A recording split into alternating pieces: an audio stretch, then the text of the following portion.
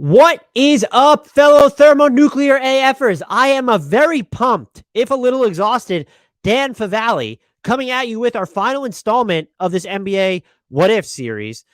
Before we get started, just my usual plea for everyone to subscribe to this podcast wherever they consume it, Apple, Spotify, of course. If you follow the show and download every episode, that's the biggest way to help us climb up those basketball podcast charts. If you've already done that, hit that subscribe button on YouTube, like, comment on our videos to help the algorithm love us back. Follow us on the socials. The links to that are in the podcast description. Please, pretty please join our Discord. The link to that is in the podcast description. And if you've done all those things still, consider shouting us out on Twitter if you enjoy our content. I put out a lot of it. These are shorter podcasts, but we have a lot longer ones. I've been going almost daily throughout the offseason. We've done a lot of cool stuff. Look-aheads are already underway, and they will fire back up when I return from my long-awaited vacation that I'm trying to work ahead to be free for. You don't care about that, though. So again, shout outs on Twitter, retweet our promos, tell people about us if you know they like the basketball podcast. I always get just super excited. People DM me a bunch, and I appreciate that about our listeners telling me how much they appreciate my effort, how much they appreciate the content. Discord is great. The public shout outs on Twitter are in those threads where people are trying to look for the best sports or basketball podcasts. Those mean the world as well. And finally, before we get started, just a brief reminder how this works. This is the final installment of NBA What Ifs. Is a project I did for Bleacher Report a couple months ago. With their blessing, I am putting out an audio version of it. I get that these can be sometimes tough to follow. I've released them by division in these short, 14 to 20 minute increments in hopes that makes it easier. I've practiced reading them. I've redone a bunch of readings because I was stammering through.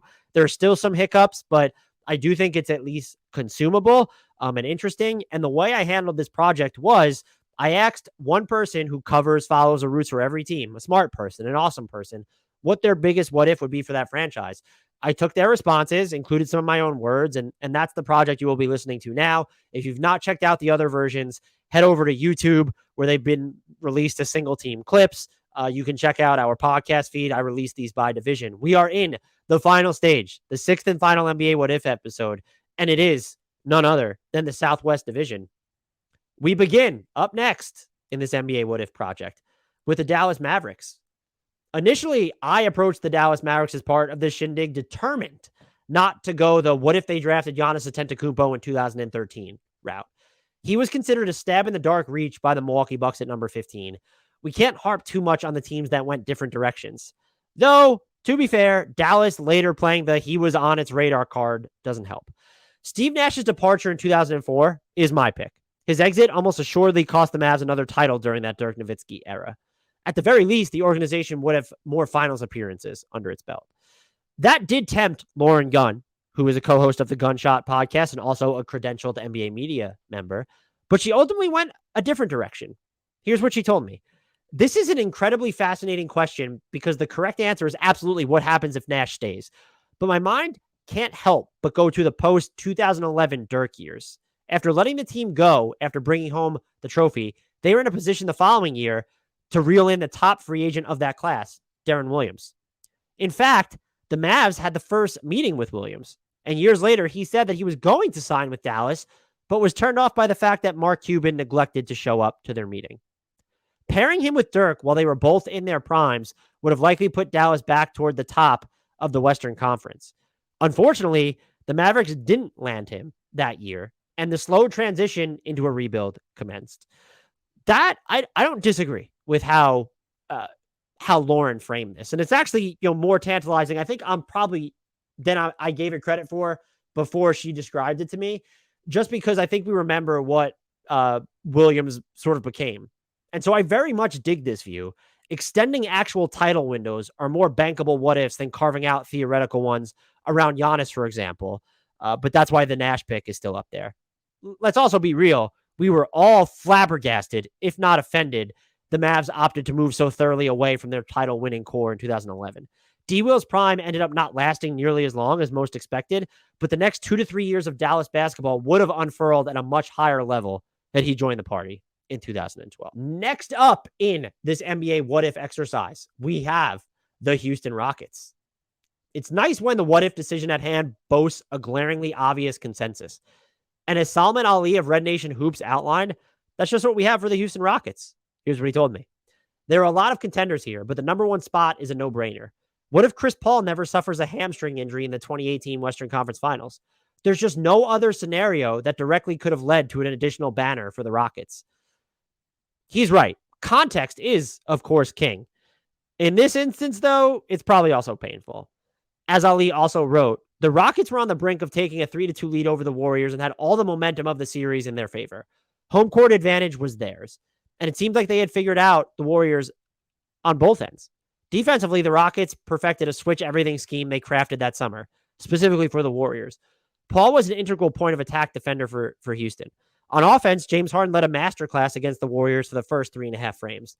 Paul, one of the greatest crunch time performers in NBA history, was their closer in the fourth quarter. The audacity of my media colleagues to equate an injury to Andre Iguodala, Golden State's fifth most important player at the time, to an injury to one of the greatest point guards of all time in his prime was laughable in the moment and even more ludicrous in hindsight. Here's the caveat to what Ali says. The Warriors still could have beaten the Rockets even if Paul had never gotten injured. At the same time, the end result leaves open the possibility that Ali is right. Houston lost Game 7 by single digits without CP3. And if we believe the Rockets get past the dynastic Warriors, we might as well go ahead and believe that their 65-win core also would have dispatched the 2018 Cavaliers in the finals. As Ali closed, the Rockets team should go down. That Rockets team should go down as one of the greatest in NBA history to never win a championship. But their collective unpopularity may prevent them from being remembered as such. I definitely agree with this. Even if you think there are bigger Rockets what ifs, the fact that this specific team with Chris Paul and James Harden isn't remembered more fondly for his 2018 postseason run very much is indicative, unfairly so, of just their reputation, having to do with some of the individuals on the team, and then just this track record of Chris Paul and James Harden always coming up short, where there are some valid criticisms of both, but many of them veer away from reality. This has to be the what if, though. And you have to appreciate, if nothing else, even though they lost, the Rockets were one of the few teams that italics went for it when the Warriors were at their absolute. Next up in our NBA what if exercises, we have the Memphis Grizzlies. Could the 2014-2015 Memphis Grizzlies have derailed the start of the Golden State Warriors dynasty? Amy Stagmeyer of the Flyer Grizz blog thinks so. I will forever maintain, she wrote, that if Mike Conley doesn't get his face broken by CJ McCollum in the first round in 2015 and Tony Allen's hamstring issues were resolved, the Grizzlies would have been the 2015 champions. Memphis would have won the series against Golden State and gone on to beat Houston in the Western Conference Finals and ultimately beat Cleveland to win the championship. And we would all be having a very different discussion in the years since. Wow. This is spicy. I love it. It's not unfounded. Mike Conley even agrees. This is what he says. This is what Mike Conley said during a 2021 appearance on the Old Man and the Three podcast with JJ Redick. That series is our what if more than anything. If we win that series, who knows if the Warriors are the Warriors dynasty that everyone sees today.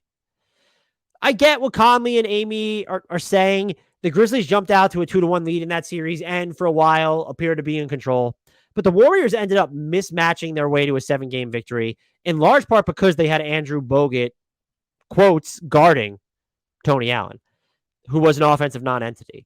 Would Golden State have gotten away with that shift if Allen wasn't harboring a hamstring injury? Maybe. How much better off would the Grizzlies have been if Conley, playing in a face mask, didn't shoot sub 40% on twos and sub 22% on threes over the final 4 games? Who knows? Leaning towards alternative selections is reasonable and probably my preference. The Grizzlies still would have needed to beat the Rockets, who weren't yet the caps lock Rockets, but also weren't stepping stones. The 2015 Cavs would have been beatable if both Kevin Love and Kyrie Irving still got hurt in the finals, but they weren't barren of fight. Even so, Amy's decision feels like the right call. And if it isn't, for me, it probably needs to be Zach Randolph's Game 7 suspension in the first round of the 2014 playoffs, or the Grizzlies drafting Hasheem Thabeet at number 2 in a 2009 class that saw James Harden, Steph Curry, and DeMar DeRozan all go after him and still in the top 10. Our next team up in this NBA what-if exercise is the New Orleans Pelicans. Spotting what-ifs throughout the New Orleans Pelicans history isn't particularly difficult. There's the obvious what if Chris Paul or Anthony Davis never ask out angles, and a few AD injury moments to boot. And then we always have the what if the CP3 to the Lakers trade was never basketball reason into oblivion. My personal pick is Game 7 of the 2008 Western Conference semifinals. What if they beat the Spurs? Would they have been able to punch out the Lakers? And if so, could they have then upended the eventual champion Celtics? For his part, Brute Crew Media's Shamit Dua went with what feels like the actual correct choice. Here's what he told me. The biggest what ifs for the Pelicans in recent memory is the DeMarcus Cousins injury in 2018. New Orleans was just finding its stride that January when Boogie went down in a win against the then dominant Rockets. The Pelicans would later go on to trade for Nikola Mirotic and sweep the Portland Trail Blazers that same season before falling short in 5 games against the Kevin Durant-era Warriors. They probably don't win a title that season, but Boogie and Davis would have provided the Dubs with a matchup they had never faced before. Cousins was also up for a new contract that coming offseason. How does the team build around the Twin Towers and Drew Holiday moving forward? Could they have outlasted the Warriors' core and been around for the bubble ring? Would Dell Demps and Alvin Gentry still be the lead executives of the franchise?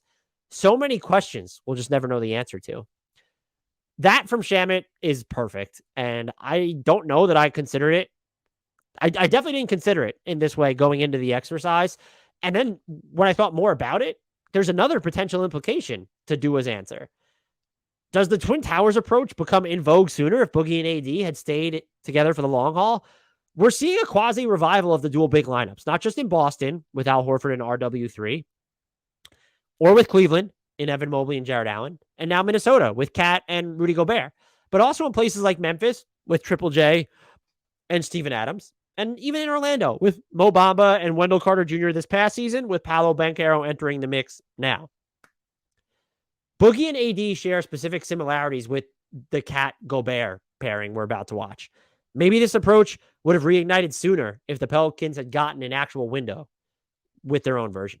Our next team up in this NBA what if exercise, and it will also be the final team number 30 if you've been following us all the way, the San Antonio Spurs. Where would the San Antonio Spurs and Kawhi Leonard be if Zaza Pachulia never stepped under his left ankle in Game 1 of the 2017 Western Conference Finals? And hell, where would Golden State and Toronto be if that moment in time was removed from history? This set of questions is equal parts tantalizing and emotionally eviscerating for Spurs fans, which is why Paul Garcia from Project Spurs presumably chose to focus on it. Here's what he told me. Yes, the Warriors were a juggernaut with Kevin Durant and won 67 games that season and eventually the title. But the Spurs were also an elite team, winning 61 games and holding a 21-point lead with 8:28 left in the third quarter of Game 1. What if Leonard didn't get hurt and the Spurs won Game 1? They would have stolen home court advantage, and then, who knows? Both teams had top 10 offenses and defenses that season. The element a title contender needs. That game was the last time the Spurs were a title contender, Garcia continued. Leonard played only 9 games in 2017-2018, and he demanded a trade and ended up in Toronto the following summer. Had the Spurs defeated the Warriors and then won the title in 2016-2017, does the Leonard-Spurs relationship not fall apart, considering he would now be a 2-time NBA champion with them? This is a great point, and I think I might have even skipped over it and gone right to what if the Spurs never traded Kawhi, even though he was asking for out. But we needn't even rewrite the outcome of the 2017 Western Conference Finals to ponder an alternate reality in San Antonio. That injury was the beginning of the end for those Spurs, and it was the subsequent quad injury to Leonard that became the source of so much discord and distance between he and the organization. So many other what-ifs since were born from that moment in Game 1, including what if the Spurs accepted a different, more future-focused return in the Kawhi trade? Or how about, does he even still injure his right quad? Do the Spurs put up enough of a fight versus the Warriors, if not upset them outright, to keep things hunky-dory a while longer? Would they even have needed to move Kawhi? No other what-if comes close to matching this one. There's a case for Game 6 or even Game 7 of the 2013 NBA Finals, but losing that series drove the 2014 championship push that we all, as basketball fans, not only Spurs fans, hold near and dear to our heart. The biggest what-if for the Spurs is just almost assuredly has to be traced back to Kawhi. And it's that moment, that injury, that proved to be, unknowingly, the beginning of the end. That does it for our NBA What If project. I do hope you enjoyed this quick, digestible series. If you have feedback on it, hit me on my DMs at Dan Favale on Twitter. Join our Discord. DM me there. I'd rather you not shame me publicly in the chat amongst everyone. Please remember to subscribe to this podcast. Ratings and reviews help a ton as well, as does downloading every episode. Subscribe to us on YouTube. And without further delay, I leave you to everyone's favorite portion of the podcast. The shout out to the one, the only, the forever, Frank Ntilikina.